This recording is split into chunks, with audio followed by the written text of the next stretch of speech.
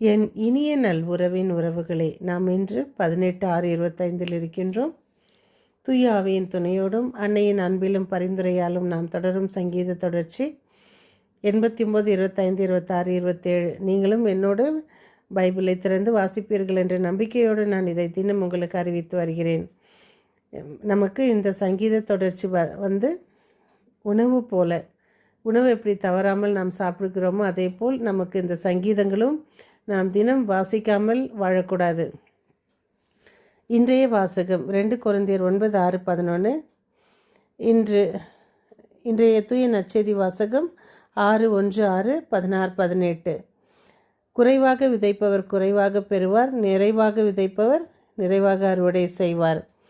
இன்றைய மத்தேயு நற்செய்தியில் நாம் எப்படி வாழ வேண்டும் என்பதை, வெளிவேடமற்ற வாழ்வு, பிறருக்கு நாம் கொடுக்கும்போது தம்பட்டம் அடிக்காமல், தர்மம் செய்யும்போது மறைவாக, மற்றும் நாம் ஃபாஸ்டிங் இருக்கும் பொழுது, உபவாசம் இருக்கும் பொழுது நாம் எப்படி இருக்க வேண்டும் என்பதை, மற்றவர்களுக்கு நான் உபவாசம் இருக்கிறேன் எனக்கு உணவு வேண்டாம் என்று அறிக்கை செய்வதை நிறுத்தி, மறைவாக நாம் முகம் கழுவி எண்ணெய் தேய்த்து முகத்தை நன்கு வைத்துக்கொண்டு நாம் அதை கடவுளுக்கு மட்டும் தெரியும்படி வைத்துக்கொள்வதே உண்மையான உபவாசம் என்கிறார் நம் கடவுள்.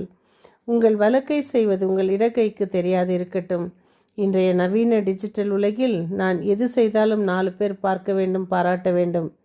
உடனே நமக்கு அதை அறிமுகம் செய்ய ஒரு யூடியூப், ஒரு வாட்ஸ்அப், ஒரு ஸ்டேட்டஸ், இதை போட்டு நமக்கு ஆதாயத்தை தேடிக்கொள்கிறோம். அதிலிருந்து எனக்கு என்ன ஆதாயம் கிடைக்க வேண்டும் என்ற நோக்கத்தில் ஒவ்வொரு நல்ல காரியத்தையும் வெளியிட்டு புகழை தேடிக்கொண்டிருக்கிறோம். நாம் அடுத்தவருக்கு உதவி செய்யும் பொழுது எந்த எதிர்பார்ப்போடும் அதை செய்கிறோமோ, கைமாறு எதிர்பார்த்து செய்கிறோமோ, அல்லது உயரிய உள்ளத்தோடு செய்கிறோமோ நினைத்து பார்ப்போம். இன்று யாருக்காக என்ன உதவி செய்ய போகிறோம்? நாம் நேற்றைய முன்தினம் நாம் ஒரு வசனத்தை பார்த்தோம். 16ஆம் தேதி, கடன் கேட்கிறவர்களுக்கு முகம் கோணாமல் கடன் கொடுங்கள். இன்றைக்கி நம்மக்கிட்ட யாருன்னா ஒரு வார்த்தை கேட்ட முடியுமா? யாருன்னா அவங்க பிரச்சனையை சொல்லி கடன் கேட்க முடியுமா? அடுத்த நிமிஷம் அவங்க ஃப்ரெண்ட்ஷிப்பை கட் பண்ணிடுவோம். இல்லையா, கடன் வாங்கியவர்கள் திருப்பி கொடுக்க மாட்டார்கள் என்ற அந்த பயத்தில் அவர்களுடைய உறவை வைத்து கொள்ள மாட்டோம். நாம் முகவாட்டத்தோடு இல்லாமல் நோன்பு கடவுளுக்கு மட்டும் தெரிய வேண்டும் என்பதையும் உணர்த்திய நம் இயேசு, தர்மம் செய்யும்போது ஒரு கைக்கு கொடுப்பது மற்ற கைக்கு தெரியாமல் இருக்க, நம் தர்மம் நமக்கு புகழை வாங்கி தராமல், பெருமையை தேடாமல், இன்று மறைவில் வாழும் உள்ளங்கள் எத்தனையோ. நமக்கு உதவி செய்ய வருபவர் எப்படியாக இருக்க வேண்டும் என்பதை நாம எதிர்பார்க்கக்கூடாது. கடவுள் அதை நமக்கு நிர்ணயித்திருப்பார். ஒரு பெரிய கூட்டம் முண்டி அடித்து கொண்டு பலர் முன்னும் பின்னுமாக நடந்து செல்கிறார்கள். ஒரே புழுதி. அங்கு அந்த அருகில் செல்லக்கூட யாருக்குமே அங்கே ஒரு வசதி இல்லை. அங்கே அவ்வளவு நெருக்கமான கூட்டம். என்ன என்றால், யாரோ ஒரு பெரிய நல்ல உயர்ந்த மனிதர், அவர் ஏதோ கொடுக்கிறார் என்பதை அப்படி அந்த ஸ்டேஜ் மேலே புழுக்கம், அந்த இடம் ஃபுல்லாகவும் அந்த தூசி மறைந்து விடுகிறது. அப்படி முண்டி அடித்து கொண்டு வாங்கும்போது ஒருவர் மட்டும் பின் மெதுவாக சென்று கொண்டிருக்கிறார். எனக்கென்று இருந்தால் நான் பெற்றுக்கொள்வேன் என்று. அதேபோல் கொடுப்பவரும் எல்லாம் கொடுத்து மக்களெல்லாம் கலைந்து ஒருவராக அவரும் டயர்டாகி உட்கார்ந்து விடுகிறார்.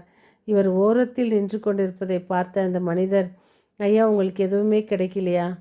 இல்லை, எனக்கு ஒன்றுமே கிடைக்கல. இவர் அமைதியாக நின்று கொண்டிருக்கிறார்.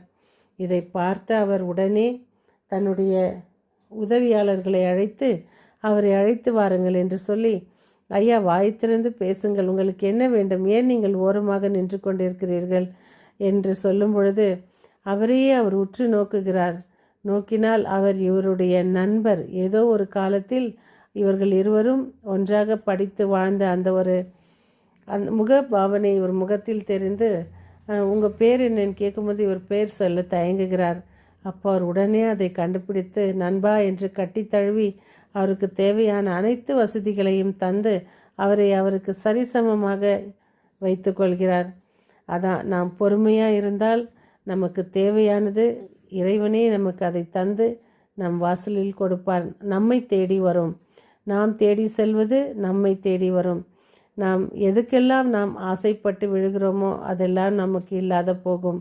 அதனால் நாம் எதெல்லாம் நமக்கு வேண்டாம், கிடைத்தா கிடைக்கட்டும், இல்லைனா இல்லைன்னு வாழ்கிறோமோ, இருப்பதை கொண்டு சமாதானம் அடைகிறோமோ அது நமக்கு நிச்சயமாக கிடைக்கும்.